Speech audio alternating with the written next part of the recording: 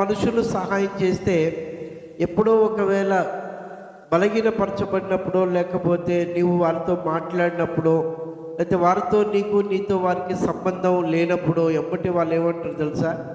నేను సహాయం చేయకపోతే అసలు నీకు సహాయమే లేదు.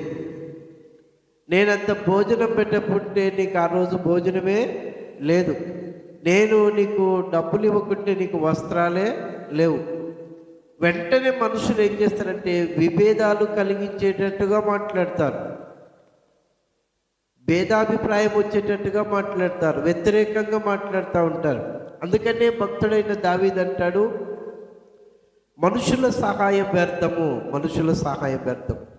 118వ కీర్తన 9వ వాక్యంలో అక్కడ రాజులను నమ్ముకొనుట కంటే యెహోవాని ఆశ్రయించుట మేలు.